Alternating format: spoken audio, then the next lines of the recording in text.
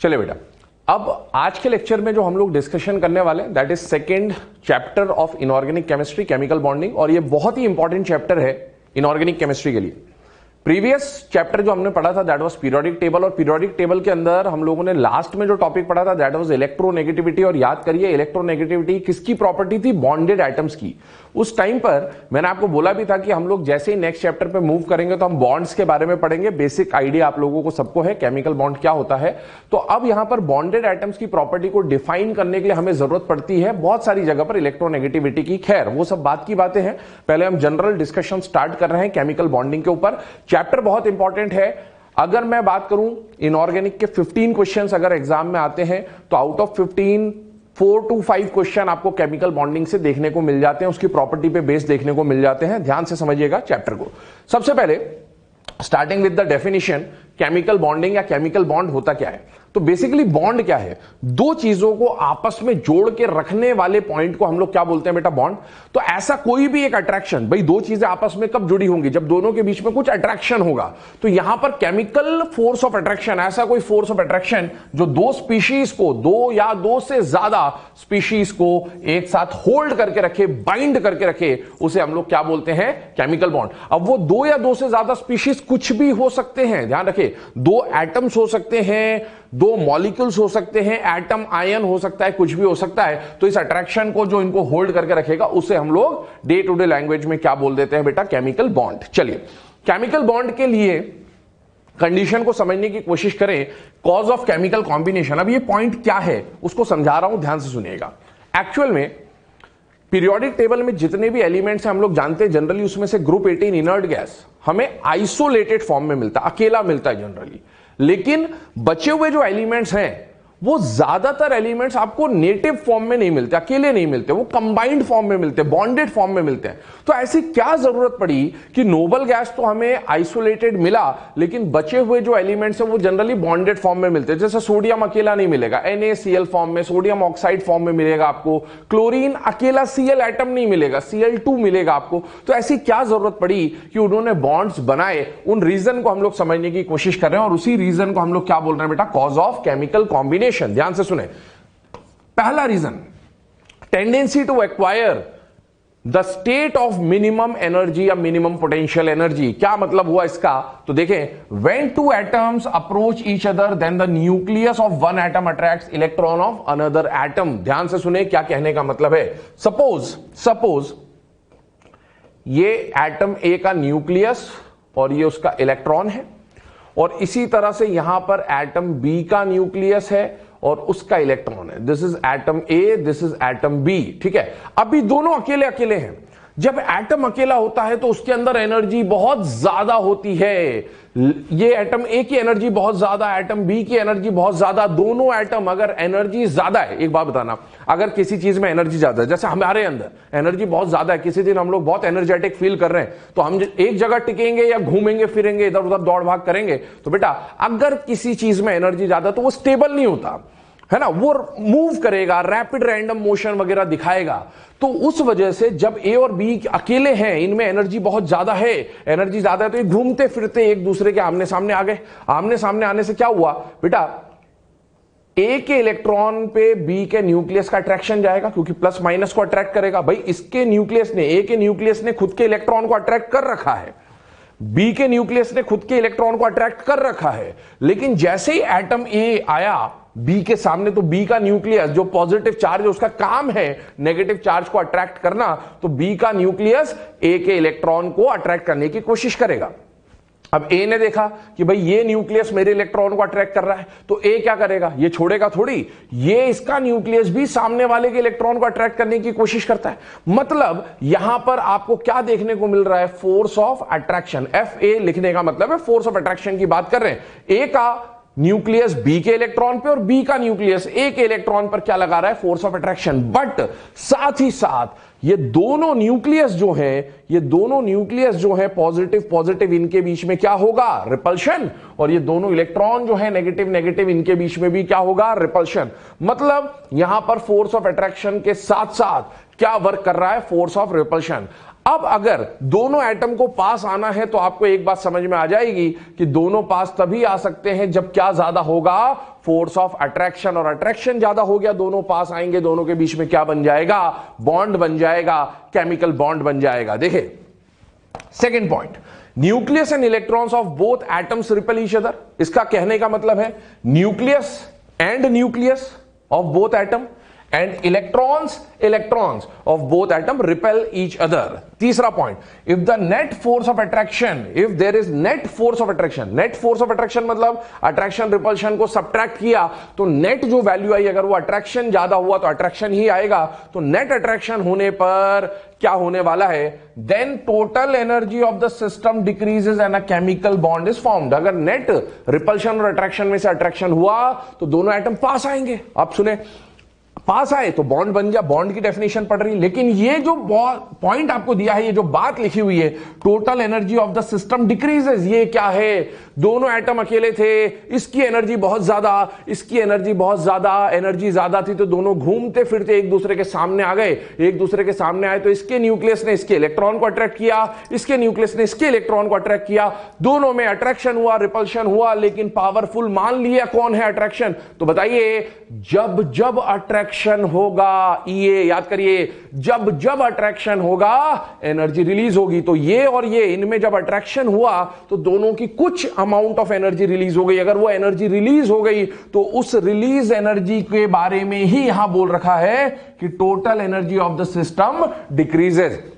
अकेले की एनर्जी में से कुछ एनर्जी चली गई, इसकी एनर्जी में से कुछ एनर्जी चली गई, तो अब जो सिस्टम की टोटल एनर्जी पहले होनी चाहिए थी उसके कंपैरिजन में डिक्रीज हो गई। और अगर अट्रैक्शन होते वक्त एनर्जी रिलीज हुई है, इसका मतलब प्रोसेस एंडो हुआ या एक्सो हो गया, एक्सोथर्मिक प्रोसेस हो गया। देखें, the energy released in bond formation is known as bond energy, that means bond formation is exothermic. Attraction हुआ, एनर्जी रिलीज हुई, ओवरऑल जो एनर्जी रिलीज हुई उसी रिलीज्ड एनर्जी को हम लोग क्या बोलते हैं बेटा, बॉन्ड एनर्जी। अब सुनना एक बात, बॉन्ड बनते वक्त जितनी एनर्जी रिलीज हुई, बॉन्ड बन गया, कुछ एनर्जी रिलीज हुई, इस रिलीज होने वाली एनर्जी को क्या बोला, बॉन्ड एनर्जी। वही एनर्जी जब वापस दोगे, एंडो करोगे तो दोनों एटम दूर चले जाएंगे, मतलब बॉन्ड टूट जाएगा और वो अपने इनिशियल स्टेज में आ जाएंगे। इसका मतलब बॉन्ड बनते वक्त रिलीज होने वाली एनर्जी को बोलते हैं बॉन्ड एनर्जी, और बॉन्ड बने हुए बॉन्ड को तोड़ने के लिए लगने वाली एनर्जी को भी बॉन्ड एनर्जी बोलते हैं। बट उसमें डिसोसिएशन हो रहा है, इसीलिए हम लोग उसे बोलते हैं bond dissociation energy. Bond energy, bond dissociation energy, magnitude will be equal, बस एक प्रोसेस एक्सो है और दूसरा प्रोसेस एंडो है। चलिए moving on to the next point.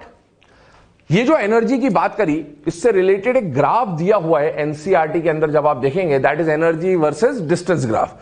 Graph यहां पर रिप्रेजेंट है आपके सामने। क्या मीनिंग है इस ग्राफ का, समझने की कोशिश करते हैं। ये ग्राफ ध्यान रखें, इस तरफ से रीड हो रहा है, ठीक है ना, यहां से रीड कर रहे हैं हम लोग। आपको वाई एक्सिस पे क्या दे रखा है बेटा, एनर्जी, और एक्स एक्सिस पे क्या दे रखा है, डिस्टेंस, ठीक है ना। ये रेफरेंस फ्रेम मान के चल रहे हैं, 0 मान के चल रहे हैं। क्या हो रहा है देखें, एक एटम है ए, एक एटम है बी। अभी दोनों एटम अलग अलग थे, दोनों की एनर्जी कुछ रही होगी, दोनों की एनर्जी का सम मान लिया यहां आ रहा है, ठीक है ना। इस पोटेंशियल एनर्जी पे 0 है, ठीक है। इनफाइनाइट डिस्टेंस पे हम लोग एनर्जी 0 कंसीडर करके चलते हैं, तो ये यहां पर एनर्जी है, ठीक है ना, एक्सिस पर। अब क्या हुआ, दोनों की एनर्जी ज्यादा थी, दोनों ने रैपिड रैंडम मोशन दिखाते दिखाते सामने आए, अट्रैक्शन हुआ, रिपल्शन हुआ, दोनों चीजें, पर अट्रैक्शन ज्यादा है मान लिया। तो अगर अट्रैक्शन ज्यादा है तो ए और बी एक दूसरे के पास आएंगे या दूर जाएंगे, पास आएंगे। तो आप देखें ए और बी यहां पर आपको थोड़े पास दिख रहे हैं। इससे क्या हुआ, ए और बी में अट्रैक्शन हुआ, जब जब अट्रैक्शन होगा एनर्जी रिलीज होगी। इसका मतलब है, यहां देखिए आप, एनर्जी का जो कर्व है वो नीचे जा रहा है, ये देखिए एनर्जी डिक्रीज होते जा रही है। ये जो पॉइंट आपको दिखाया गया है, ये वो पॉइंट है जब ए और बी के बीच में बॉन्ड फॉर्मेशन हो गया, क्योंकि इसकी बाउंड्री यहां पर थोड़ी बहुत ओवरलैप कर रही है। तो बेटा इधर से इधर आने पर ए और बी का डिस्टेंस कम होता जा रहा है। ए और बी का जो डिस्टेंस है, उसी डिस्टेंस को हम लोग क्या बोलेंगे, इंटर न्यूक्लियर डिस्टेंस। क्या बोलेंगे, इंटर न्यूक्लियर डिस्टेंस। तो बेटा लेफ्ट राइट टू लेफ्ट आने पर अट्रैक्शन बढ़ता जा रहा है, एनर्जी कम होती जा रही है, और पास आते जा रहे हैं तो इंटरन्यूक्लियर डिस्टेंस कम होता जा रहा है। अब समझे कहानी पूरी। दोनों में अट्रैक्शन और रिपल्शन था, पर अट्रैक्शन और रिपल्शन में से अभी कौन डोमिनेट कर रहा है? अट्रैक्शन। इसीलिए दोनों पास आते जा रहे हैं। लेकिन दोनों जैसे जैसे पास आएंगे तो दोनों के न्यूक्लियस और दोनों के इलेक्ट्रॉन भी पास आते जाएंगे। तो एक टाइम ऐसा आएगा कि बेटा रिपल्शन तेजी से बढ़ेगा और अट्रैक्शन उतना तेजी से नहीं बढ़ेगा। तो ये जो पॉइंट है, ये वो पॉइंट है जहां पर फोर्स ऑफ अट्रैक्शन और फोर्स ऑफ रिपल्शन इक्विलिब्रियम पे आ जाते हैं। कहां आ जाते हैं? इक्विलिब्रियम पे, क्योंकि पास आने से न्यूक्लियस पास आ गया, इलेक्ट्रॉन पास आ गया, रिपल्शन बहुत रैपिडली बढ़ गया, अट्रैक्शन और रिपल्शन इक्विलिब्रियम पे। ये जो इक्विलिब्रियम वाला पॉइंट है, ये वो पॉइंट है जहां पर हम लोग बोलते हैं कि क्या हुआ है? बॉन्ड फॉर्मेशन हुआ है। और बॉन्ड फॉर्मेशन होने तक एनर्जी बेसिक जो लेवल था वो ये था, और बॉन्ड फॉर्मेशन होने तक जो एनर्जी में डिक्रीज आया है, जितनी एनर्जी रिलीज हुई है, इस रिलीज को हम लोग क्या बोलते हैं? रिलीज्ड एनर्जी को हम लोग क्या बोलते हैं? Bond energy. और इतनी एनर्जी जब वापस दे दोगे तो बॉन्ड टूट जाएगा और दोनों एटम अलग हो जाएंगे। अब at the time of bond formation इस टाइम पे हुआ है, तो इस बॉन्ड फॉर्मेशन के टाइम पर जो दो एटम्स का इंटरन्यूक्लियर डिस्टेंस होता है, इंटरन्यूक्लियर डिस्टेंस यहां से यहां तक है, बट बॉन्ड फॉर्मेशन के टाइम पर जो इंटरन्यूक्लियर डिस्टेंस होता है उसे हम लोग बॉन्ड लेंथ भी बोलते हैं। क्या बोलते हैं बेटा? Bond length. अब ये आगे का ग्राफ क्या है सर? एनर्जी तो रिलीज हो गई, पर यहां बढ़ कैसे गई? तो आगे वाला केस हाइपोथेटिकल केस है। कैसा केस है? हाइपोथेटिकल। आप सोचें, ए और बी पास आते जा रहे हैं, अट्रैक्शन होते जा रहा है, अट्रैक्शन होते जाता है, एनर्जी रिलीज होती जा रही है, पर क्या ए का न्यूक्लियस बी के न्यूक्लियस में घुस जाएगा? क्या? नहीं, ऐसा हो ही नहीं सकता कि दोनों के न्यूक्लियस आपस में कोइंसाइड हो जाएं। तो क्या होगा कि इस टाइम के बाद अट्रैक्शन और रिपल्शन बराबर, अगर इसके भी बाद इनको और पास लाना होगा तो ये खुद ब खुद पास नहीं आएंगे, और जब ये खुद एक दूसरे के पास नहीं आना चाहते तो बाहर से एनर्जी देनी पड़ेगी, फोर्सफुली पास लाना पड़ेगा। इसका मतलब ये वो रीजन है बेटा, यहां से लेकर यहां तक का वो रीजन है जहां पर अट्रैक्शन से ज्यादा डोमिनेट कौन करता है? रिपल्शन। और क्योंकि दोनों में मैक्सिमम अट्रैक्शन हो चुका, उसके बाद पास नहीं आ रहे, अब ये रिपेल करेंगे एक दूसरे को, तो आपने बाहर से रिपल्शन ओवरकम करने के लिए एनर्जी दी, और आपने एनर्जी दी तो ग्राफ अब नीचे ना जाकर ग्राफ कैसा चला जाएगा? ऊपर चला जाएगा। So this is energy internuclear distance curve. चलिए आगे बात कर रहे हैं। इस एनर्जी इंटरन्यूक्लियर डिस्टेंस का जो कर्व बना, उसमें हमने देखा कि बॉन्ड जब फॉर्म होता है या अट्रैक्शन जब होता है तो कुछ एनर्जी रिलीज होती है। उस रिलीज्ड बॉन्ड एनर्जी के बेसिस पे कुछ केमिकल फोर्सेस, केमिकल बॉन्ड्स को क्लासिफाई किया गया है। इनके अलावा और भी चीजें हैं, चैप्टर में धीरे धीरे पढ़ेंगे हम लोग। केमिकल बॉन्ड्स या केमिकल फोर्सेस की जब मैं बात करता हूं तो दो तरह के मेनली फोर्सेस डिफाइन होते हैं। स्ट्रॉन्ग फोर्सेस जो कि जनरली इंटर एटॉमिक होंगे, एटम एटम के बीच में, और दूसरा आता है वीक फोर्सेस जो जनरली इंटरमॉलिकुलर होते हैं, मॉलिक्यूल मॉलिक्यूल के बीच में, ये वीक फोर्सेस होते हैं। अब जैसे एटम ए है, एटम बी है, तो एटम ए और बी के बीच में जो डायरेक्ट बॉन्ड होगा, एटम ए और बी के बीच में जो डायरेक्ट बॉन्ड होगा, कोवेलेंट हो सकता है, आयनिक हो सकता है, कोऑर्डिनेट हो सकता है, मेटालिक हो सकता है, इन फोर्सेस को हम स्ट्रॉन्ग फोर्सेस कंसीडर करते हैं, क्योंकि इनके केस में अट्रैक्शन पावरफुल होता है, एनर्जी ज्यादा रिलीज होती है, तो जितना स्ट्रॉन्ग अट्रैक्शन उतना स्ट्रॉन्ग बॉन्ड या स्ट्रॉन्ग फोर्स होगा। वीक फोर्सेस जनरली कहां देखने को मिलते हैं? एक मॉलिक्यूल है, ठीक है ना, Cl2 टाइप का, सपोज एक मॉलिक्यूल है Cl2, Cl के बीच में बॉन्ड है, वो कौन सा बॉन्ड है? स्ट्रॉन्ग बॉन्ड है, स्ट्रॉन्ग फोर्स है। Cl2 के अंदर बॉन्ड है, Cl का बॉन्ड है, कौन है? स्ट्रॉन्ग बॉन्ड है, ठीक है ना, एटॉमिक एटॉमिक बॉन्ड है, इंटर एटॉमिक बॉन्ड है। पर इसके और इसके बीच में जो फोर्स होगा वो इंटरमॉलिकुलर फोर्स होगा, मॉलिक्यूल मॉलिक्यूल का फोर्स इंटरमॉलिकुलर फोर्स होगा, और वो फोर्सेस कैसे होते हैं? Generally weak forces. देखें, स्ट्रॉन्ग फोर्स में सबसे पहला आता है आयनिक बॉन्ड। ये क्लासिफिकेशन भी है कि जनरली इस चैप्टर में हमें क्या क्या टॉपिक्स पढ़ने हैं। आयनिक बॉन्ड का फॉर्मेशन जनरली जो आपको देखने को मिलेगा वो मेटल और नॉन मेटल के बीच में देखने को मिलेगा। किसके बीच में देखने को मिलेगा? मेटल और नॉन मेटल। आप जानते हैं आयनिक बॉन्ड नाम से समझ में पड़ रहा है, आयंस का फॉर्मेशन होगा। मेटल की टेंडेंसी इलेक्ट्रॉन लूज करके कैटायन बनाने की, नॉन मेटल की टेंडेंसी इलेक्ट्रॉन गेन करके एनायन बनाने की। कैटायन एनायन के बीच में बनने वाले बॉन्ड को हम लोग क्या बोलेंगे? Ionic bond. Second, covalent bond, ठीक है। अगर एटम्स के बीच में बॉन्ड बना रहे हैं तो एटम में मेटल और नॉन मेटल की जनरली जब हम बात करते हैं तो बेटा मेटल नॉन मेटल का बॉन्ड आयनिक, लेकिन नॉन मेटल का बॉन्ड, किसका बॉन्ड? नॉन मेटल का बॉन्ड जनरली कैसा मिलेगा? कोवैलेंट। ध्यान रखें मैं जनरली वर्ड यूज कर रहा हूं क्योंकि इसके एक्सेप्शंस आते हैं, पोलराइजेशन, फजान्स रूल पढ़ा होगा आपने, एक बार और डिस्कस करेंगे आगे बढ़ने पर। मेटल नॉन मेटल का जो बॉन्ड है, नॉन मेटल का जो बॉन्ड है जनरली कैसा होगा, कोवैलेंट होगा। क्यों? नॉन मेटल की टेंडेंसी इलेक्ट्रॉन देने की नहीं होती, नॉन मेटल की टेंडेंसी इलेक्ट्रॉन देने की नहीं होती, ये दोनों इलेक्ट्रॉन लेना चाहते हैं। अब दोनों इलेक्ट्रॉन लेना चाहते हैं, फिर बॉन्ड कैसे बनेगा? तो बॉन्ड बनाने के लिए ये आपस में शेयरिंग करते हैं, कंट्रीब्यूशन करते हैं। तो उसी शेयरिंग के बेसिस पे कोवेलेंट बॉन्ड और कोऑर्डिनेट बॉन्ड दोनों में शेयरिंग होती है। हम लोग जो लिटरेचर की लैंग्वेज है उसमें बोलते हैं यहां पर इक्वल शेयरिंग, मतलब दोनों जो एटम्स हैं वो दोनों इक्वल कंट्रीब्यूशन करते हैं, जबकि यहां पर दोनों एटम्स के बीच में, दोनों स्पीशीज के बीच में अनइक्वल कंट्रीब्यूशन होता है, अनइक्वल शेयरिंग होती है, उसे बोलते हैं कोऑर्डिनेट बॉन्ड। एक बात ध्यान रखें, कोवेलेंट बॉन्ड और कोऑर्डिनेट बॉन्ड ये सिर्फ बनते वक्त डिफर करा जा सकता है। एक बार बॉन्ड बन गया, कोऑर्डिनेट बॉन्ड बन गया, तो कोऑर्डिनेट बॉन्ड बनने के बाद coordinate bond is also a type of covalent bond. बनने के बाद आप दोनों को डिस्टिंग्विश नहीं कर सकते। एक एग्जांपल आगे लेंगे, उससे डिस्कस करूंगा क्या कहने का मतलब है। मेटालिक बॉन्ड, नाम से समझ में पड़ रहा है, मेटल का क्रिस्टल लैटिस लिया, ठीक है, तो मेटल के बीच में जो भी अट्रैक्शन होगा, बॉन्ड होगा एटम के बीच में, उसे क्या बोलेंगे? Metallic bond. वीक फोर्सेस में हाइड्रोजन बॉन्ड और वंडरवॉल फोर्सेस, इसके ऊपर डिस्कशन करेंगे आगे आने वाले लेक्चर्स में। चलिए आगे बात कर रहा हूं। केमिकल बॉन्डिंग में पहला जो रीजन हमने पढ़ा था, हम लोग बात कर रहे थे कि नोबल गैसेस ग्रुप 18 क्या होते हैं, आइसोलेटेड मिलते हैं, अकेले मिलते हैं, बाकी पीरियोडिक टेबल के एलिमेंट बॉन्डेड फॉर्म में मिलते हैं। उसका रीजन जानने की कोशिश कर रहे थे, कॉज ऑफ केमिकल कॉम्बिनेशन की बात कर रहे थे। First reason was tendency to release energy, minimum energy के स्टेट में आना चाहता है, और दूसरा जो रीजन बोला जाता है वो है tendency to complete octet, that is Lewis octet rule. एक बात समझ ले क्लियरली, जो फर्स्ट रीजन हमने पढ़ा कि जब जब अट्रैक्शन हुआ, बॉन्ड बना, एनर्जी रिलीज हुई, वो पॉइंट ऑलवेज वैलिड, लेकिन यहां पर ये जो लुईस ऑक्टेट रूल है, ये सिर्फ साइंटिस्ट हैं लुईस, है ना, उनको सम्मान देने के लिए पढ़ते हैं, क्योंकि केमिकल बॉन्डिंग की जो हिस्ट्री है ना, केमिकल बॉन्डिंग में बेसिकली हम लोग हिस्ट्री वाइज पढ़ेंगे, पहले ये थ्योरी आई, फिर ये थ्योरी आई, उसके ड्रॉबैक्स आए, फिर नई थ्योरी आई।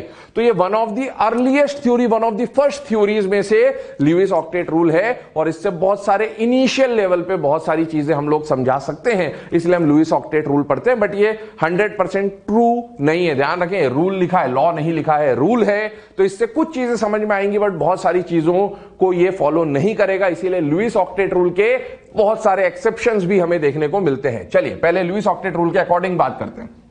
लुईस ने इनिशियली ये देखा कि जो नोबल गैसेस थे वो रिएक्ट नहीं कर रहे थे, अकेले मिल रहे थे। क्यों मिल रहे थे? देखा कि उसका आउटर मोस्ट शेल क्या है, कंप्लीटली फिल्ड, बाकी जो एलिमेंट है उनका outer most shell completely filled नहीं है। उनके जो कंपाउंड मिले उनमें देखा कि उनने बॉन्डिंग करके आउटर मोस्ट शेल को क्या किया, कंप्लीट किया। तो उन्होंने एक रूल दिया कि every atom has a tendency to complete its octet and acquire nearest inert gas configuration. Inert gas configuration मतलब ऑक्टेट कंप्लीट, NH2 NP6, ठीक है। अब अगर किसी एटम के पास इलेक्ट्रॉन की कमी है और उसे अपने नियरेस्ट नोबल गैस का कॉन्फिगरेशन अचीव करना है, तो उसके पास क्या क्या तरीके हैं जिनसे वो ऑक्टेट अचीव कर सकता है? तो बेटा या तो वो इलेक्ट्रॉन लूज करेगा, अच्छा इलेक्ट्रॉन लूज करेगा तो क्या बनाएगा, कैटायन, है ना, या वो इलेक्ट्रॉन गेन करेगा तो क्या बनाएगा, एनायन। तो अगर कैटायन एनायन बना के बॉन्ड बनाया तो आयनिक बॉन्ड बन जाएगा, जो पीछे हमने पढ़ा। Ionic bond is also known as electrovalent bond. क्या बोलते हैं? Electrovalent bond. तो इलेक्ट्रॉन लूज करके, इलेक्ट्रॉन गेन करके, या फिर कोऑर्डिनेट बॉन्ड, कोवेलेंट बॉन्ड में मैंने बोला था शेयरिंग होती है, इलेक्ट्रॉन शेयर करके अपना ऑक्टेट पूरा करते हैं। एक खास बात, hydrogen lithium complete their duplet. आपको पता भी होगा हाइड्रोजन का जो आउटर मोस्ट शेल होता है वो फर्स्ट होता है, लिथियम का आउटर मोस्ट शेल सेकंड होता है, लेकिन लिथियम 7 इलेक्ट्रॉन गेन नहीं कर सकता। तो हाइड्रोजन और लिथियम जनरली अपने कंपाउंड्स में आपको ऑक्टेट कंप्लीट करते हुए कभी नहीं मिलेंगे। हाइड्रोजन और लिथियम अपने कंपाउंड्स में क्या कंप्लीट करते हुए मिलेंगे? आपको ड्यूप्लेट कंप्लीट करते हुए मिलेंगे। अगर एग्जाम में बाई चांस क्वेश्चन आए विच of the following compound can not complete their octet, है ना, तो आपको पता होना चाहिए हाइड्रोजन लिथियम ऑक्टेट कंप्लीट नहीं करते हैं, और बोला है their outer most shell is complete, outer most shell is fulfilled but it is not octet. तो बेटा हाइड्रोजन लिथियम फर्स्ट कंटेंडर्स में से एक होंगे। अब वेस्ट टू कंप्लीट ऑक्टेट बता दिया आपको, लूज करेंगे गेन करेंगे, ठीक है। अगर इलेक्ट्रॉन लूज किया एक ने और एक ने इलेक्ट्रॉन गेन किया, जैसे NaCl में आप जानते हैं Na इलेक्ट्रॉन लूज करके Na+ बनाता है, Cl इलेक्ट्रॉन गेन करके Cl- बनाता है, तो NaCl का फॉर्मेशन हुआ, तो इसे क्या बोलेंगे, ionic bond. It is also known as electrovalent bond, ठीक है। ये कंडीशन आपको समझा रखी, ध्यान रखें। आयनिक बॉन्ड को, है ना, कुछ ऐसे डायरेक्ट लाइन, कंटिन्यूअस लाइन से रिप्रेजेंट नहीं करते, ये कोवेलेंट का फॉर्मेशन होता है, इसलिए यहां डॉट डॉट डॉट रिप्रेजेंट कर दिया है। सेकंड, अगर इलेक्ट्रॉन ट्रांसफर नहीं किया तो इलेक्ट्रॉन शेयर कर ले। इलेक्ट्रॉन शेयर कैसे करेगा, तो इलेक्ट्रॉन शेयर करने से बनने वाले बॉन्ड को क्या बोलेंगे, कोवेलेंट बॉन्ड, कोऑर्डिनेट बॉन्ड, दोनों होते हैं। पर अगर दोनों का कंट्रीब्यूशन इक्वल है, शेयरिंग इक्वल है, दोनों ने बराबर बराबर इलेक्ट्रॉन दिए, तो उसे क्या बोलेंगे, कोवैलेंट बॉन्ड बोलेंगे। ध्यान सुने, आयनिक बॉन्ड किसके बीच में बनता है, मेटल नॉन मेटल। ध्यान से सुनना, बहुत इंपॉर्टेंट कॉन्सेप्ट है केमिकल बॉन्डिंग में। कब कौन सा कॉन्सेप्ट लगेगा, ये सब इसी पे डिपेंड करेगा कि आपको ये पता होना चाहिए कि कहां आयनिक बॉन्ड है, कहां कोवैलेंट बॉन्ड है। तो बेटा covalent bond generally non metal के बीच में बनेगा, ठीक है ना। देखिए, आपको एक एग्जांपल दिया CO2, जो हम लोग एग्जांपल यहां ले रहे हैं CO2। ध्यान से सुने, क्या कार्बन मेटल है या नॉन मेटल है, नॉन मेटल है। क्या ऑक्सीजन मेटल है या नॉन मेटल है, नॉन मेटल है। अब आपसे पूछे कि CO2 में कैसा बॉन्ड होगा, तो नॉन मेटल के बीच में जनरली आपको कौन सा बॉन्ड मिलेगा, कोवैलेंट बॉन्ड।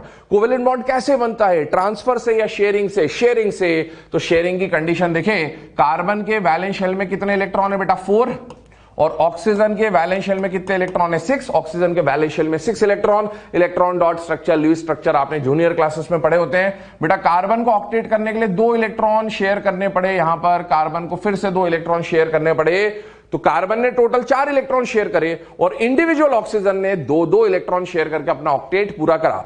इस शेयरिंग में देखो, इस ऑक्सीजन और इस कार्बन के बीच में, 2 एटम्स के बीच में बात करते हैं हमेशा, ठीक है। कार्बन के कितने इलेक्ट्रॉन आए, 2।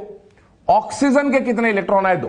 मतलब दोनों का कंट्रीब्यूशन कैसा है बेटा, इक्वल, या शेयरिंग कैसी है, इक्वल। इसीलिए हम लोग इसे क्या बोलते हैं, इक्वल शेयरिंग बोल देते हैं। और इस बॉन्ड को बोला जाएगा कोवैलेंट बॉन्ड। इससे बनने वाला डायग्राम आप जानते हैं, इस तरह से डबल बॉन्ड बन गया। सेकेंड, बाय अनइक्वल कॉन्ट्रीब्यूशन या शेयरिंग, ठीक है ना। तो यहां पर हम लोग क्या बोल रहे हैं, अनइक्वल कंट्रीब्यूशन या अनइक्वल शेयरिंग बोल देते हैं इसे जनरली। कोऑर्डिनेट बॉन्ड बनेगा। एक एग्जांपल देखें, बहुत ध्यान से सुनना। मैंने आपको एक बात बोली थी, बॉन्ड बनते वक्त तो आप कोऑर्डिनेट और कोवैलेंट को डिफरेंशिएट कर सकते हो, लेकिन बॉन्ड बनने के बाद आप नहीं बता सकते कि दोनों में क्या डिफरेंस है। उसका रीजन भी देखेंगे हम लोग। बाय अनइक्वल कंट्रीब्यूशन, आप देखें, एक मॉलिक्यूल दिया है आपको NH3। अब हम लोग जानते हैं NH3 में नाइट्रोजन के पास क्या होता है, लोन पेयर।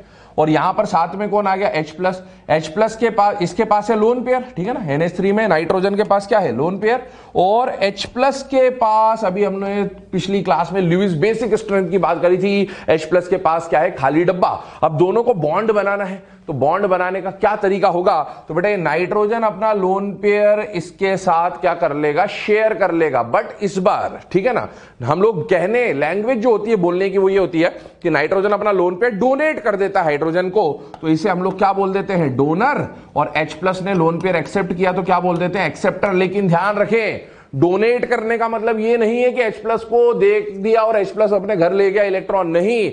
डोनेट करने का मतलब है जो शेयरिंग होने वाली है उसके लिए 2 इलेक्ट्रॉन होगी, शेयरिंग, इलेक्ट्रॉन दोनों के बीच में ही रहेगा। लेकिन इलेक्ट्रॉन देने का काम किसने करा है, अमोनिया ने। और इलेक्ट्रॉन लेने का काम किसने किया है, H+ ने। और ये जो 2 इलेक्ट्रॉन है, ये ठीक दोनों के बीच में रहेंगे, कुछ इस तरह से। यहां इलेक्ट्रॉन बीच में रहेंगे, है ना। फिर वो En का कॉन्सेप्ट आ जाएगा कि थोड़ा बहुत इलेक्ट्रॉन क्लाउड डिस्पर्स हो सकता है, किसी की तरफ अट्रैक्ट हो सकता है, लेकिन इलेक्ट्रॉन रहेंगे दोनों के बीच में।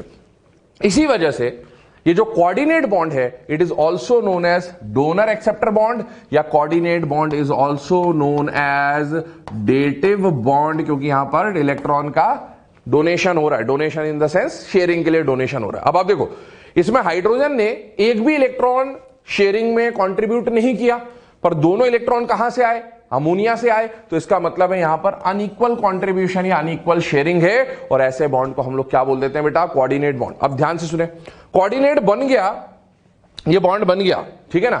पर कोऑर्डिनेट बॉन्ड बनने के अलावा एक फॉर्मल चार्ज का कॉन्सेप्ट होता है जो हम लोग बाद में पढ़ते हैं, बट यहां पर उससे रिलेटेड मैं कंडीशन आपको समझा दे रहा हूं, ध्यान से देखिएगा। ये रहा NH3, ठीक है ना, ये NH3 है। नाइट्रोजन ने अपना लोन पेयर दिया, लोन पेयर किसको दिया, तो H+ को दिया। तो H प्लस के साथ यहां क्या बन गया, कोऑर्डिनेट बॉन्ड बन गया। ठीक है, ये डायग्राम आपके सामने बना हुआ है।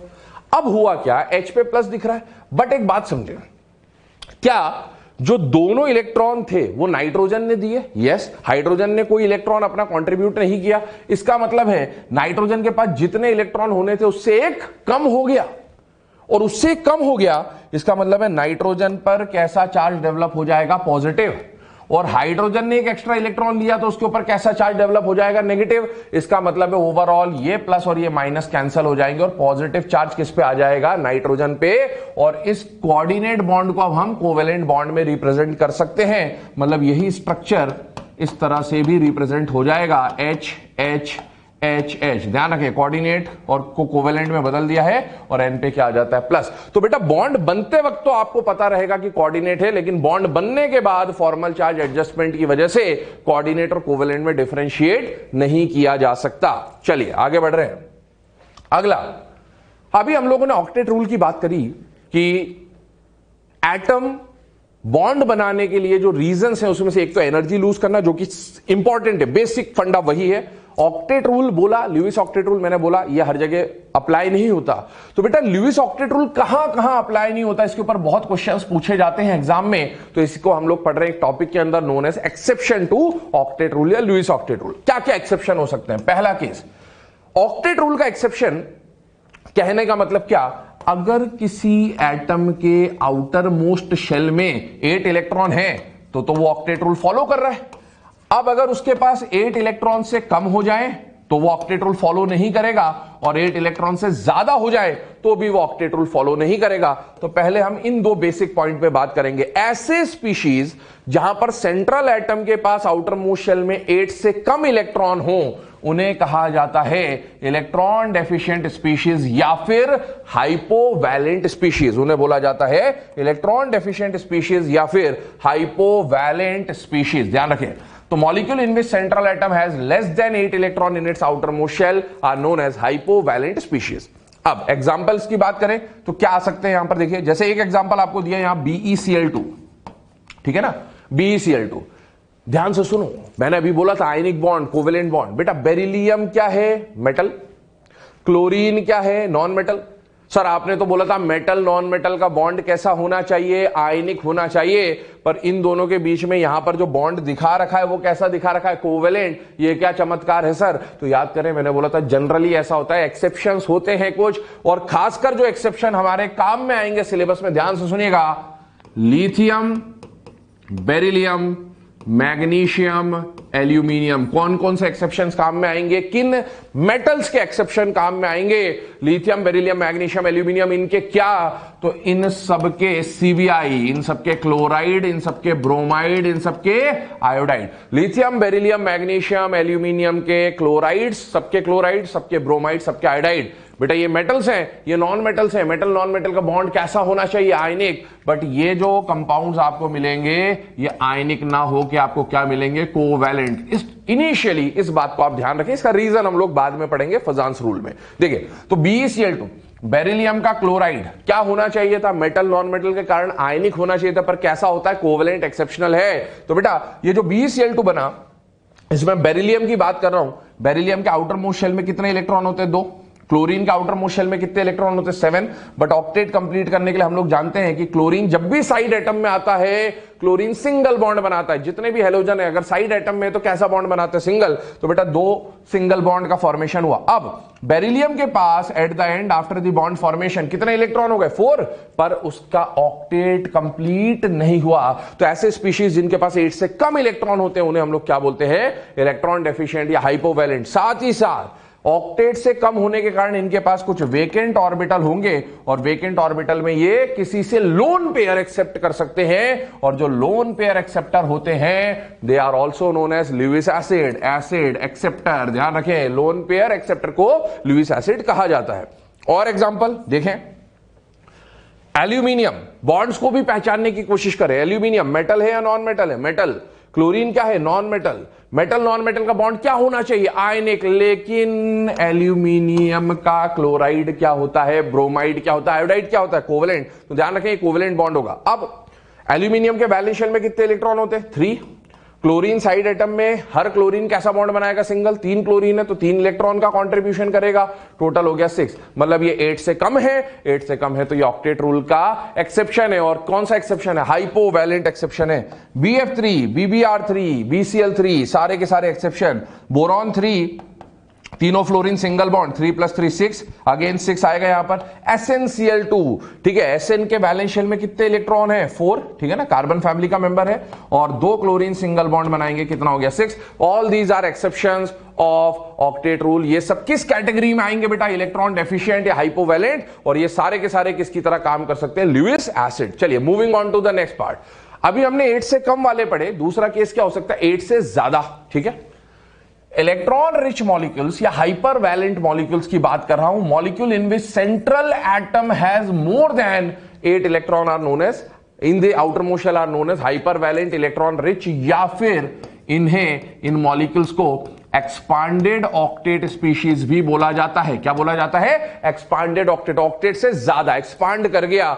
अब देखिए, elements of third period and onwards, मतलब third, fourth, fifth, six period के जो एलिमेंट्स हैं उनके मॉलिक्यूल्स में ही आपको इलेक्ट्रॉन रिच या हाइपर वैलेंट या एक्सपांडेड ऑक्टेट का फिनोमिना देखने को मिलेगा। क्यों? क्योंकि इनके पास क्या होते हैं बेटा? Vacant D orbital. ध्यान से सुनना, सेकंड पीरियड का जो एलिमेंट होता है उसके पास केवल 2s और 2p होता है, और 2s 2p के अलावा 2d नहीं होता है। तो इसके पास टोटल डब्बे कितने हैं बेटा? 4, और 4 डब्बों में मैक्सिमम 2-2 इलेक्ट्रॉन फिल करके कितना फिल कर सकता है? 8। तो इनके पास कभी भी ऑक्टेट से ज्यादा नहीं होगा, ऑक्टेट से कम हो सकता है। लेकिन थर्ड पीरियड आने के बाद 3s 3p 3d आ जाएगा, उसमें इलेक्ट्रॉन की काउंटिंग 8 भी हो सकती है, 8 से कम भी हो सकती है, और 8 से ज्यादा भी हो सकती है। एग्जाम्पल आपके सामने बहुत कॉमन सा एग्जाम्पल हाइब्रिडाइजेशन में काम आता है, खासकर PCl5। फास्फोरस के आउटर मोस्ट शेल में कितने इलेक्ट्रॉन है बेटा? 5। पांचों क्लोरीन साइड एटम में सिंगल सिंगल बॉन्ड बनाएंगे, क्या हो गया? 5 + 5 10। क्या काउंटिंग 8 से ज्यादा आ गई? यस। इसका मतलब है ये एक्सपांडेड ऑक्टेट या हाइपर वैलेंट होगा। तो P में 10 इलेक्ट्रॉन आ जाते हैं आउटर मोस्ट शेल में। अदर एग्जांपल आप देखें, मेनली हाइब्रिडाइजेशन वाले एग्जांपल आ रहे हैं। सेंट्रल एटम थर्ड पीरियड से ज्यादा, थर्ड पीरियड या उससे ज्यादा का है, सेंट्रल एटम थर्ड पीरियड या उससे ज्यादा का है, तभी हाइपर वैलेंट की कंडीशन बन सकती है। सल्फर वैलेंस शेल में 6 फ्लोरीन सिंगल बॉन्ड, 6 + 6 12, मोर देन 8 है। Iodine 7, fluorine 7, 7 + 7 14। XeF2 की बात करूं, जेनॉन 8 और फ्लोरीन में 2 इलेक्ट्रॉन्स आ जाएंगे शेयरिंग में, तो बेटा 8 + 2 10। अब सुने, यहां पर जेनॉन की बात आ ही गई है, तो हमने बात करी नोबल गैस जनरली आइसोलेटेड मिलते हैं, अकेले मिलते हैं, बॉन्ड फॉर्मेशन में पार्टिसिपेट नहीं करते हैं। बट जेनॉन के कंपाउंड्स आपको नेचर में देखने को मिलेंगे, हमारे सिलेबस में हम स्टडी करेंगे।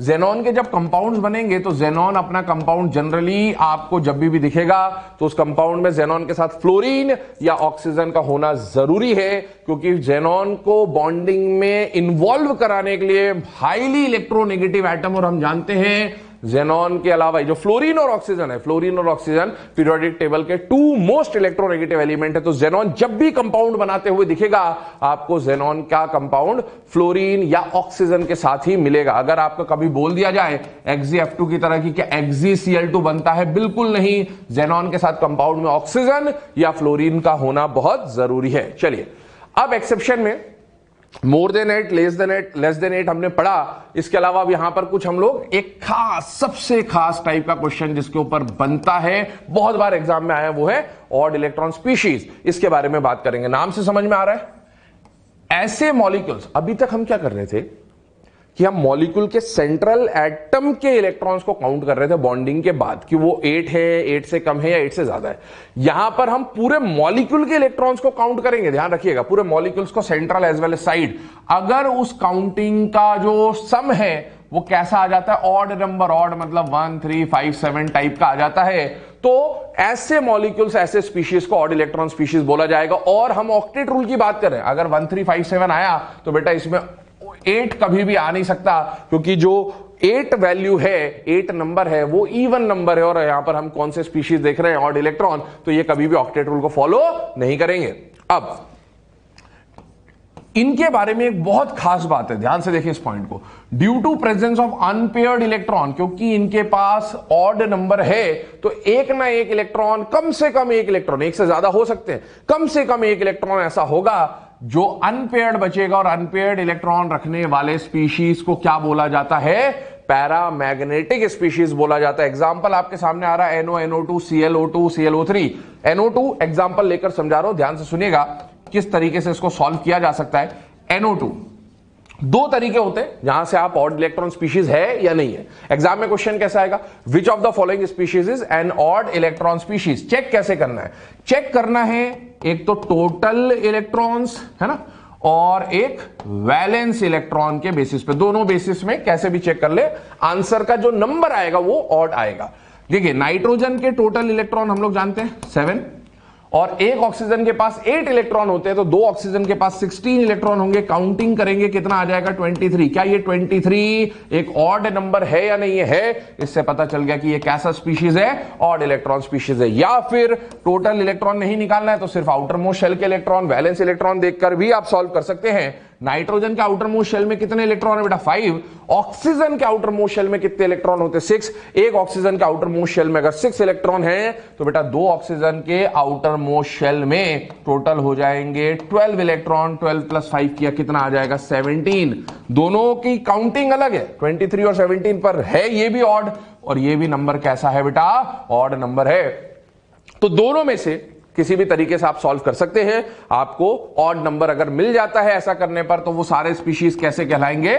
Odd electron species. अब अगर ऑड इलेक्ट्रॉन स्पीशीज है तो सबसे खास बात कि odd electron species are paramagnetic in nature, क्योंकि जो ऑड नंबर है उसकी वजह से उसमें सारे इलेक्ट्रॉन्स की पेयरिंग नहीं होगी, कम से कम एक इलेक्ट्रॉन अनपेयर्ड बचेगा ही बचेगा। ध्यान से सुनिएगा, एक खास बात है ना, नोट बना के लिखिएगा कॉपी के अंदर, पॉइंट बोल रहा हूं, ध्यान से सुने। ऑल ऑड इलेक्ट्रॉन स्पीशीज, क्या बोला मैंने? All odd electron species are paramagnetic in nature, ठीक है ना? वो पॉइंट तो यहां भी दिया है। तो sir odd electron species paramagnetic है, मैंने सिर्फ ये बोला है बेटा ऑड इलेक्ट्रॉन स्पीशीज पैरामैग्नेटिक है। अब ऑड जो नहीं होगा वो कैसा स्पीशी होगा? इवन इलेक्ट्रॉन होगा। ध्यान रखना, हम लोग क्या है एक्स्ट्रा दिमाग लगाते हैं। क्या दिमाग लगाते हैं? कि सर ने बोला था ऑड इलेक्ट्रॉन स्पीशीज कैसा? पैरामैग्नेटिक। ऑड इलेक्ट्रॉन स्पीशीज कैसा? पैरामैग्नेटिक, है ना? तो इसका मतलब ये निकल के आएगा कि इवन इलेक्ट्रॉन स्पीशीज कैसा होना चाहिए? डायामैग्नेटिक। बिल्कुल गलत, ठीक है ना? अपना दिमाग ना लगाएं, जितना बताया जा रहा है उसी को फॉलो करें। ध्यान रखिए, all odd electron species are paramagnetic, लेकिन इसका मतलब ये नहीं है, क्योंकि ये मैंने बोला भी नहीं है, इसका मतलब ये नहीं है कि आप इवन को डाया मान लो। नहीं बेटा, even electron species can be paramagnetic और दे कैन बी डाया। मतलब इवन वाला कुछ भी निकल सकता है, पैरा भी निकल सकता है, डाया भी निकल सकता है, लेकिन ऑड का लिए पक्का है कि ऑड हमेशा कैसा निकलेगा? पैरामैग्नेटिक। अब इवन वाला कौन सा डाया होगा, कौन सा पैरा होगा, ये आगे जैसे जैसे हम चैप्टर में बढ़ेंगे उसके ऊपर डिस्कशन होगा। चलिए अगला केस देखें। जो नेक्स्ट केस आ रहा है ना, मैं इसको इरेज करके एक बार ला रहा हूं वापस, देखिएगा। Cation having pseudo inert gas configuration, less than 8 पढ़ा, हाइपोवैलेंट मोर देन 8 पढ़ा, हाइपरवैलेंट ऑड इलेक्ट्रॉन पढ़ा। अब इसके बाद कैटायंस पे आ जा रहे हैं, क्योंकि कैटायंस हमें काम में आएंगे आयनिक बॉन्ड में। Cations having pseudo inert gas configuration. अब ये स्यूडो इनर्ट गैस कॉन्फिगरेशन क्या है?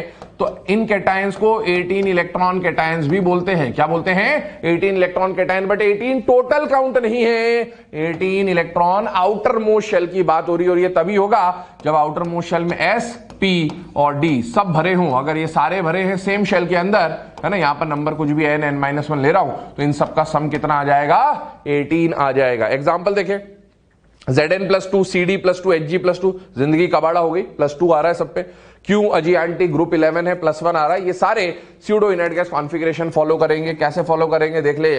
जिंक +2 का कॉन्फिगरेशन है बेटा, जिंक का न्यूट्रल फॉर्म में Zn30 जो होता है उसका कॉन्फिगरेशन होता है ये सारा आने के बाद 4s2 भी आता है उसमें, है ना। पर जब ध्यान सुनना, जिंक में 4s2 के बाद क्या फिल होता है बेटा? 3d, है ना। पर जब इलेक्ट्रॉन निकालेंगे, पीरियोडिक टेबल में भी बात करी, इलेक्ट्रॉन एंटर लास्ट में हुआ था Zn के अंदर, न्यूट्रल की बात कर रहा हूं 3d में, लेकिन इलेक्ट्रॉन निकालते वक्त कहां से निकलता है? हमेशा आउटर मोस्ट शेल से, जो कि क्या है? 4s। तो बेटा 4s के 2 इलेक्ट्रॉन निकल जाएंगे, Zn पे +2 चार्ज आने की वजह से।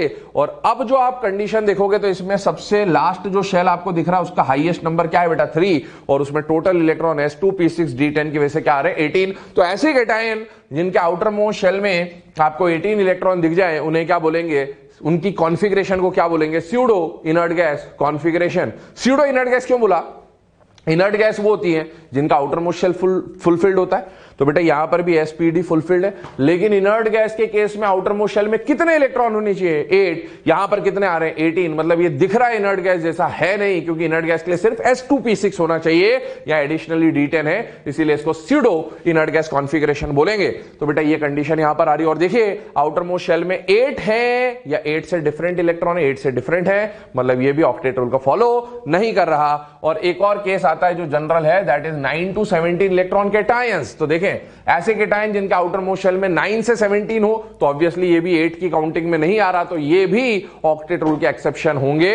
और एग्जांपल आपके सामने आ रहे हैं यहां पर, जैसे Fe+3 दिया हुआ है। तो बेटा याद करें Fe का जो आउटर मोस्ट शेल कॉन्फ़िगरेशन होता है उसकी बात करें तो आर्गन 4s2 3d6 होता है। तो लास्ट इलेक्ट्रॉन एंटर 3d में हुआ, लेकिन जब निकालोगे तो पहले कहां से निकलेगा 4s से।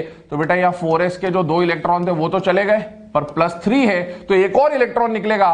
तो इसके निकलने के बाद 3d का भी एक इलेक्ट्रॉन निकल जाएगा और क्या बचेगा 3d5। अब आप देखो आउटर मोस्ट शेल जिसमें इलेक्ट्रॉन है वो कौन बन गया, थर्ड। और इस थर्ड शेल में आपको कितने इलेक्ट्रॉन दिख रहे हैं बेटा, 2 + 6 8 + 5 13। और ये 13 8 तो नहीं है, ऑक्टेट तो नहीं है, ऑक्टेट से ज्यादा है। और साथ ही साथ ये स्यूडो इनर्ट गैस कॉन्फ़िगरेशन नहीं है। तो ऐसे कैटायंस भी बहुत सारे मिलेंगे जो ऑक्टेट रूल को फॉलो नहीं करते हैं। इसके बाद अगर हम लोग बात करें तो नेक्स्ट जो पॉइंट हम लोग डिस्कस करने वाले हैं दैट इज वैलेंसी। ध्यान से सुनिएगा क्या पॉइंट है ना। जूनियर क्लासेस में 9th क्लास में आपने इसकी डेफिनेशन पढ़ी होती है ना, combining capacity of an element is known as valency. तो सिंपल सा डेफिनेशन है, बट कुछ खास बातें हम यहां पर डिस्कस करने वाले, ध्यान सुनना। Valence shell electrons of an element decide its valency. Valency को डिसाइड करने का काम नाम से समझ में पड़ रहा है, वैलेंस शेल इलेक्ट्रॉन करेंगे। अब एक बहुत कॉमन सा मिसकॉन्सेप्शन है, ध्यान से सुनिएगा, कॉमन सा मिसकॉन्सेप्शन है। क्या मिसकॉन्सेप्शन है कि आउटर मोस्ट शेल बोलते हैं हम लोग, है ना, ध्यान सुना होगा, outer most shell, outer most electron. और कई बार हम लोग क्या बोलते हैं, वैलेंस शेल या वैलेंस इलेक्ट्रॉन। कई लोग आउटर मोस्ट और वैलेंस को कंफ्यूज कर लेते हैं, सोचते हैं दोनों सेम है। तो ऐसा कोई जरूरी नहीं है कि आउटर मोस्ट शेल और वैलेंस शेल हमेशा सेम होगा, दोनों में कहीं कहीं पे डिफरेंस हो भी सकता है। जनरली एस और पी ब्लॉक के लिए, ध्यान सुनिएगा, एस और पी ब्लॉक के लिए आउटर मोस्ट शेल बोलूं या वैलेंस शेल बोलूं, आउटर मोस्ट इलेक्ट्रॉन बोलूं या वैलेंस इलेक्ट्रॉन बोलूं, बात एक ही है। For S and P outer most and valence stand for same thing. But D block elements, याद करें डी का जनरल कॉन्फ़िगरेशन में n और n-1 भी आता था, और ऐसे f के आउटर मोस्ट शेल कॉन्फ़िगरेशन में, जनरल कॉन्फ़िगरेशन में ns n-1d और n-2f आता था। तो ध्यान रखें s और p के लिए दोनों सेम है, d ब्लॉक के लिए दोनों में डिफरेंस है, और f ब्लॉक के लिए भी दोनों में डिफरेंस है। बात कर रहे हैं 1 by 1 difference between outer most shell and valence shell of an element. Outer most shell, तो आउटर मोस्ट शेल तो हम समझते हैं, इसके लिए सीधा सा कॉन्सेप्ट है, मैक्सिमम नंबर वाला जो शेल होता है ना, मैक्सिमम प्रिंसिपल क्वांटम नंबर वाला जो शेल होता है उसे हम लोग क्या बोलते हैं, outer most shell. But valence shell can differ from it. अभी देखें valence shell, shell whose electron participate in bond formation. जिस शेल के इलेक्ट्रॉन बॉन्ड फॉर्मेशन में पार्टिसिपेट करेंगे उसे हम लोग क्या बोलते हैं बेटा, वैलेंस शेल बोलते हैं।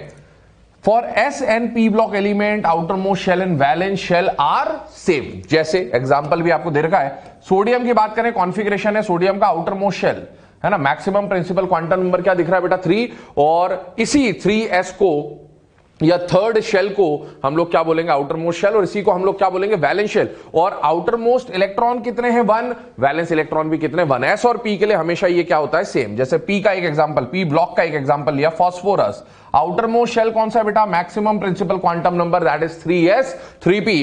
बेटा आउटर मोस्ट शेल भी 3 है और वैलेंस शेल भी 3 है।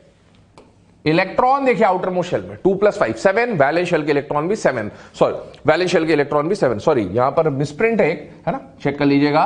कॉन्फ़िगरेशन यहां पर आएगा 3s2 3p3, ये क्लोरीन का एक्चुअल में लिख दिया था, और यहां पर भी आएगा 3s2 3p3। तो आउटर मोस्ट शेल के इलेक्ट्रॉन भी 5 और वैलेंस शेल के इलेक्ट्रॉन भी 5 आ जाएंगे यहां पर। ये तो बात हुई एस और पी ब्लॉक के एलिमेंट्स की, लेकिन डी और एफ की बात करें तो यहां पर कुछ चेंजेस आ जाएंगे बेटा। Outer most shell and valence shell are not same for D block and F block element. एक क्वेश्चन आपको दिया भी था मैंने, याद हो तो एग्जाम के अंदर। एग्जाम्पल देखें, मैंगनीज की बात करें, क्या ये डी ब्लॉक एलिमेंट है या नहीं है बेटा? है। और इसमें आप देखिए तो आउटर मोस्ट शेल कौन सा होगा? जिसका प्रिंसिपल क्वांटम नंबर सबसे ज्यादा और मैक्सिमम प्रिंसिपल क्वांटम नंबर वाला शेल जो दिख रहा है वो क्या दिख रहा है बेटा? 4। तो आउटर मोस्ट शेल इज 4 या outer most shell electron are 4s2 electrons, क्योंकि S4 में S2 के अलावा और कुछ दिख नहीं रहा। वैलेंस शेल डी ब्लॉक के लिए ये पूरा का पूरा वैलेंस शेल होता है, ns electron along with n-1 d electron, ns electron along with n-1 d electron, ये दोनों मिलाकर वैलेंस शेल क्रिएट करते हैं। और इसीलिए यहां पर आप वैलेंस इलेक्ट्रॉन की जब भी बात करेंगे मैंगनीज में तो कितने इलेक्ट्रॉन आएंगे? 7। आउटर मोस्ट इलेक्ट्रॉन की बात करेंगे तो कितने आ जाएंगे? 2। तो ये d है, मेनली हमें d ही यूज आएगा। एफ के लिए सिमिलर कंडीशन दे रखी है, सीरियम ले रखा है 6s, that is outer most shell, और valence shell ns n-1 d and n-2 f combine together. ठीक है, अब जितना भी अभी हमने पढ़ा उसके ऊपर कुछ क्वेश्चन हम लोग सॉल्व कर रहे हैं। यहां पर ध्यान से देखिएगा, विच of the following is not an exception of octet rule. आज हमने मेनली ऑक्टेट रूल की बात करी है तो उसी के क्वेश्चन हम लोग डिस्कस कर रहे हैं। आपको ऑक्टेट रूल का कौन सा एक्सेप्शन नहीं होगा इनमें से ये पता लगाना है। ऑक्टेट रूल का सीधा सा कहानी है, आउटर मोस्ट शेल में अगर 8 इलेक्ट्रॉन है तो ऑक्टेट रूल फॉलो, और अगर आउटर मोस्ट शेल में 8 इलेक्ट्रॉन नहीं है तो ऑक्टेट रूल फॉलो नहीं होगा। तो एक्सेप्शन नहीं है, मतलब कौन ऑक्टेट रूल फॉलो कर रहा है। ध्यान रखें, यहां पर बोरॉन के पास वैलेंस शेल में 3, तीनों फ्लोरीन सिंगल बॉन्ड, टोटल कितना हो गया? 6। ये तो ऑक्टेट रूल का एक्सेप्शन है बेटा। सिलिकॉन के वैलेंस शेल में कितने इलेक्ट्रॉन है? 4, और चारों क्लोरीन सिंगल बॉन्ड बनाएंगे 4, 8 आ गया। मतलब ये ऑक्टेट रूल को क्या कर रहा है बेटा? यहां पर फॉलो कर रहा है। SN के आउटर मोस्ट शेल में 4 + 2, ये तो हमने एग्जांपल लिया भी था। और ClO2 याद करें, क्लोरीन के आउटर मोस्ट शेल में कितने इलेक्ट्रॉन होते हैं बेटा? 7। और ये ऑड इलेक्ट्रॉन स्पीशीज है, क्योंकि ऑक्सीजन से कितने इलेक्ट्रॉन मिलेंगे? दोनों ऑक्सीजन डबल डबल बॉन्ड बनाएंगे, 4 इलेक्ट्रॉन देंगे, टोटल काउंट क्या आ रहा है? 11। देखें, ये इवन इलेक्ट्रॉन स्पीशीज है, विच कुड बी पैरामैग्नेटिक और diamagnetic. Odd electron species are always paramagnetic. तो अगर इनमें से क्वेश्चन आपसे पूछा जाता कि पैरामैग्नेटिक कौन है तो बेटा ये होता। और साथ ही साथ अगर आपको इनमें से पूछा गया है कौन ऑक्टेट रूल का एक्सेप्शन नहीं है, तो क्लियरली आपके सामने आंसर है सेकंड, क्योंकि वो ऑक्टेट रूल फॉलो कर रहा है। एक और क्वेश्चन इसी पे हम लोग देखें तो देखें, विच of the following oxide of nitrogen is an odd electron species, odd electron molecule. बेटा नाइट्रोजन के कई सारे ऑक्साइड्स होते हैं, उनमें से 4 ऑप्शन आपको दिए हैं, पर आपको पहचानना क्या है? ऑड इलेक्ट्रॉन स्पीशीज पहचानना। ऑड इलेक्ट्रॉन स्पीशीज के लिए टोटल करते हैं, या तो टोटल इलेक्ट्रॉन सेंट्रल और साइड, या फिर valence electron outer most electron. Nitrogen के वैलेंस शेल में 5, और ऑक्सीजन, एक ऑक्सीजन के पास 6, तो 2 ऑक्सीजन के पास 12, 17 इलेक्ट्रॉन। यही हमने एग्जांपल लिया भी था। बाकी सब में जब आप इस तरह से काउंटिंग करेंगे तो बेटा नाइट्रोजन, एक नाइट्रोजन पे 5, तो 2 नाइट्रोजन में 10, यहां भी 2 नाइट्रोजन है 10, यहां भी 2 नाइट्रोजन है 10, प्लस ऑक्सीजन के इलेक्ट्रॉन्स। बेटा 2 ऑक्सीजन के पास 12 हैं, तो 4 के पास कितने होंगे? 24। 3 ऑक्सीजन के पास कितने होंगे? 18। 5 ऑक्सीजन के पास कितने हो जाएंगे? 36 का टेबल चल रहा है सीधा। अब आप देखो, इसको टोटल करोगे तो आपको क्या मिलेगा? 34। इसको टोटल करोगे तो आपको क्या मिलेगा? 28। इसको टोटल करोगे क्या मिलेगा? 40। ये तीनों आप देखें, ये इवन इलेक्ट्रॉन स्पीशीज है, बट 17 वाला आंसर हमारा क्या हो जाएगा? Odd electron species. तो आपका आंसर क्या आ जाता है? आंसर 1।